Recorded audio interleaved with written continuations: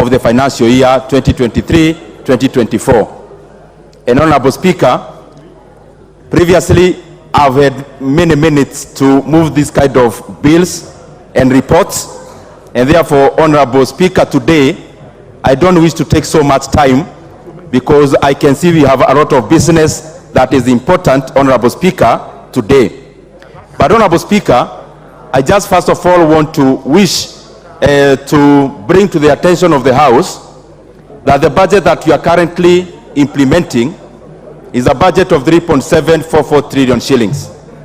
And Honorable Speaker, what we are doing with these supplementary estimates is that we are realigning government priorities in regards to the current circumstance, Honorable Speaker, so that we are able to allocate our resources in areas that are a high impact and that will have the shortest time from the input to output.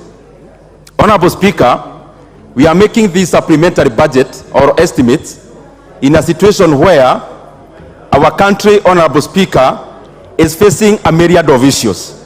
And therefore, what we try to do as the Budget and Appropriations Committee is to align the limited resources that we have as our country to be able to address the issues that are current and that which gives a great foundation for the future of Kenya that we are creating.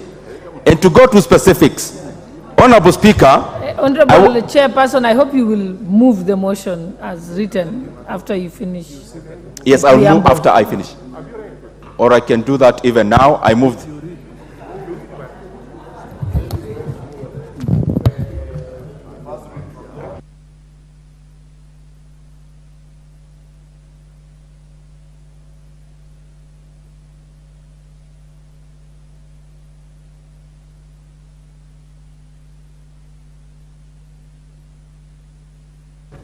Honorable Speaker, I had wished to do this when I am concluding, but it's always better to do it earlier so that members can also get talking points from the essence of the order paper. Honorable Speaker, I wish, that is the report on the first supplementary estimates for financial year 2023-2024. Honorable Speaker, I wish that this House adopts the report of the Budget and Appropriations Committee on the first supplementary estimates for the financial year 2023-2024 laid on the table of the House on Wednesday, 15th November 2023, and pursuant to the provisions of Article 223 of the Constitution and Standing Order 243, 1, that approves the increment of the total recurrent expenditure for financial year 2023-2024 by Kenya shillings 90 billion 717 million 303 million 737 shillings in respect of the votes as contained in the first schedule. 2, approves a decrease of the total capital expenditure for financial year 2023-2024 by Kenya shillings 24 billion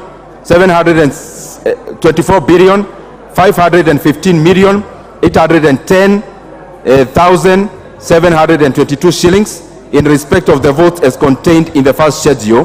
3, approves an overall increase in the total budget for financial year 2023-2024 by Kenya shillings 66 billion 201 million 573,015 shillings in respect of the votes as contained in the first schedule. And 4, approves Kenya shillings 1 billion 736 million 121,765 spent under Article 223 of the Constitution in respect of the votes outlined in the third schedule. 5, resolves as the first schedule forms the basis for the introduction of the Supplementary Appropriations Number 3 Bill of 2023, and 6, further makes the policy resolutions contained in the fourth schedule to the order paper. Honorable Speaker, I'll just add a few remarks before I move. I was saying that we are in a circumstance where we are trying to align the limited resources that we have as our country to be able to address the current situation of issues, Honorable Speaker, as we also lay a basis of the growth of our economy. And Honorable Speaker, I want to laud this House because of the policies that we have been making both on the finance sphere, but also in regards to budget, because all these are laws that we make in this house. Honorable Speaker, I don't know whether the consultations can be a bit lower. Honorable members, let us give the chair budget kindly opportunity to be heard. So let's consult in lower tones. Thank you. Thank you very much, Madam Speaker. Honorable Speaker, I'm saying that I want to laud this House because of the policies that we have been making, both on the finance front and also on the budget, because these are laws that we make. And even budget making process, Honorable Speaker, is part of lawmaking in one respect. Honorable Speaker, I want to say that our country has had several issues that we are dealing with in regards to the economic growth, on the front of the macros, but also what I would call the economy of the pocket.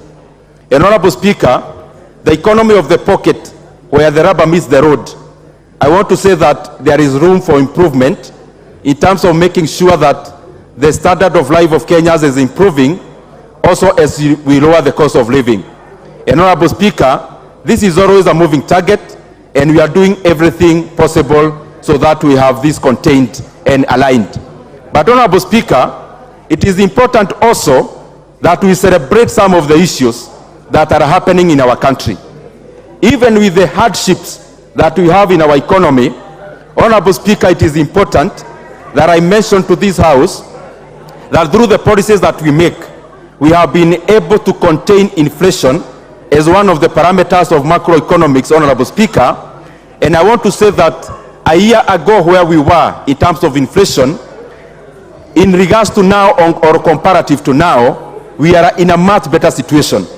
And Honorable Speaker, I say so because our inflation was almost going into double digits. But as we talk here, Honorable Speaker, last month, the data we got from the Kenya National Bureau of Statistics is that our inflation is actually below 7%. It is important that I mention that our benchmark in terms of inflation in Kenya is 5%, and then there is a band of plus or minus 2.5% either way. And therefore, Honorable Speaker, on that front, it is important that I mention we are doing well. But Honorable Speaker, on the way we measure inflation, we look at it on the food side, which is food inflation, and also we add fuel inflation, and then lastly, co-inflation. I want to say that we have been doing pretty well out of the fiscal policies that we have employed in terms of containing food inflation. But also, Honorable Speaker, we have a challenge on fuel inflation, and I am sure the policies that we are putting in place will also address that sphere. And therefore, Honorable Speaker, our inflation would actually be much lower were it not for the gains that have been subdued by the fuel inflation side, Honorable Speaker, and especially on issues that are largely beyond the control of our country, Kenya. But Honorable Speaker, also, on the other parameter of economic growth, it is important that I mention to these colleagues of mine who have been very, very instrumental in also shaping the decisions that we make as the Budget Committee, but that notwithstanding the economy of the pocket that is not doing so well, Kenya as a macro economy, Honorable Speaker, is actually doing very well comparatively globally. Honorable Speaker, in the first quarter of 2023, Kenya economy grew by 5.3%. Honorable Speaker, in the second quarter of 2023, the Kenyan GDP grew by 5.4%. Honorable Speaker, this is not just the Kenyan data, but data from even Bretton Woods institutions like IMF and World Bank. And in that respect, Honorable Speaker, Kenya in the first quarters of 2023 was actually the 29th fastest growing economy in the world. Honorable Speaker, these are things that are important to mention, where I also comment that there is also something that we need to do to make sure that this economic growth is felt in the pockets of Kenyans. Honorable Speaker, why are we making this supplementary budget? Honorable Speaker, I'll mention just a few because I want to conclude in the next 5 minutes so that we go to also the debate. And I want members, kindly, if it's possible, because this is the essence of this debate, you may conceptualize it. The essence of making this supplementary is, number one, to address the issue of payment of interest rates so that we can go step by step. The real reason of having this supplementary budget now is because we as a country want to provision enough resources for the payment of interest rates. Out of the total increment of this budget of around 200 billion, 145 billion Kenya shillings is an increment in the payments of interest rates. Honorable Speaker, one would ask, why are we doing it now and we just did our budget in the month of June? The reason is this, Honorable Speaker. From the month of June to date, we have had two main issues happening around interest rates. One is the interest rate itself, which is the cost of money. Honorable Speaker, we have had to raise our interest rates as home so that, Honorable Speaker, we can make Kenya attractive for capital inflows. Honorable Speaker, this is a contractionary measure, Honorable Speaker, that we are doing as an economy. Honorable Speaker, interest rates, therefore, domestically and globally have been rising, and therefore the cost of our debt has been rising, and therefore we needed to provision monies for the payment of this interest rate. On the second front is Forex. Honorable Speaker, our debt 1 year ago was 50-50, 50% domestic and 50% foreign.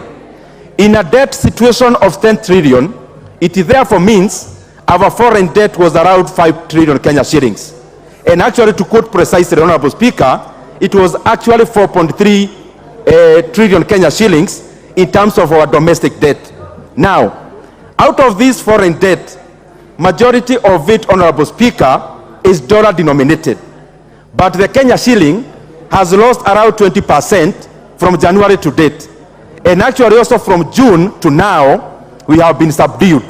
And therefore, Honorable Speaker, we are provisioning monies so that we are able to pay our obligations timely, Honorable Speaker. And the reason for this, Honorable Speaker, is that the government funds itself using cash, which is the Kenya shilling. But in terms of the payments of international or foreign obligations, we use domestic currencies. That is where there is a loss, Honorable Speaker, and therefore our country will be spending an extra 145 billion Kenya shillings as an increase in cost of our debts when it comes to repayment of our interest rates alone. Secondly, Honorable Speaker, some of the increments that you have made in this budget, number one is education. We have put in 20 billion Kenya shillings into TSC. Honorable Speaker, out of the policies we have passed in this House, policies around NITA, policies around the new NSHF, Honorable Speaker, the previous NHIF, the issues around NSSF, we needed to provision TSC with money, being the largest employer in Kenya, for the portion as the employer to be able to cater for those statutories. Honorable Speaker, secondly, and I want members to also be keen on this, we have also provisioned around 5.4 billion Kenya shillings that is going into bridging the gap of the deficit of the JSS funding in terms of capitation. Honorable Speaker, in this budget, we have provisioned that money. Honorable Speaker, in this supplementary also, we have provisioned monies for the new funding model of the tertiary education. We have put in over 4 billion Kenya shillings into giving scholarships and loans to TVET students. And on the other side of the universities, Honorable Speaker, we have provisioned enough resources for the intake that is currently in course at the next intake. Honorable Speaker, we have also provisioned 3.4 billion Kenya shillings, monies for the infrastructure of JSS institutions. And Honorable Speaker, we have also recalibrated that. That money will no longer be going to the Ministry of Education. All that monies will be going to NGCDF, because the patrons, the members of this House, have shown that they are the best managers when it comes to execution of public facilities.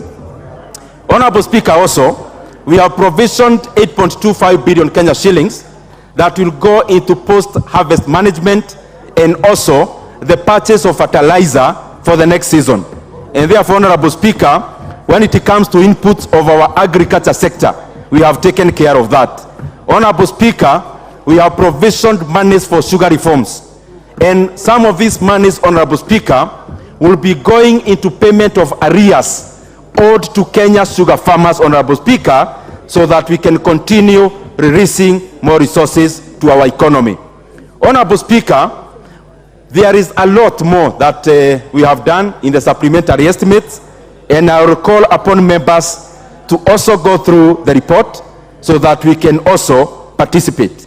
We have given monies to NCPB for the purchase of maize so that the sweat of our farmers will not go down to drains, Honorable Speaker. And we have also provisioned money for coffee cherry fund, Honorable Speaker, so that our coffee farmers can have, Honorable Speaker, a facility to take forward the agriculture sector, and especially when it comes to cash crops. Honorable Speaker, on the policy front, we have seen a lot of improvement by the National Treasury insofar as invoking Article 223 is concerned. This time we are only approving less than 2 billion Kenya shillings, monies spent at Article 223. And the bulk of this money, Honorable Speaker, is going into post-harvest management.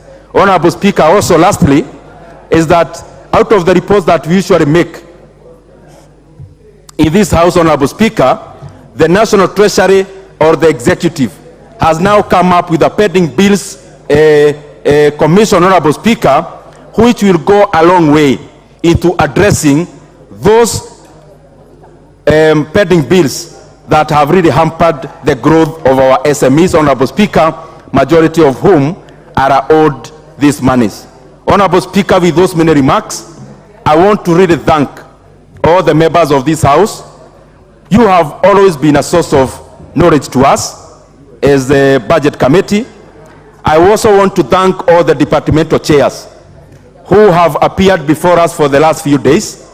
And something we also do as the Budget and Appropriations Committee, Honorable Speaker, is that we also ride on the knowledge and the wisdom of the departmental chairs. Honorable Speaker, if you check our reports, you will clearly see that the Budget and Appropriations Committee respect all the decisions by the departmental chairs. There is usually hardly variations. We rarely never do any variations from the departmental chairs' reports because we believe we should also be capitalizing on the wisdom and the knowledge of the members of the departmental committees in this House. With those many remarks, Honorable Speaker, I beg to move and request the very able Vice Chair of the Budget and Appropriations Committee, the Honorable Mary Emase, to second.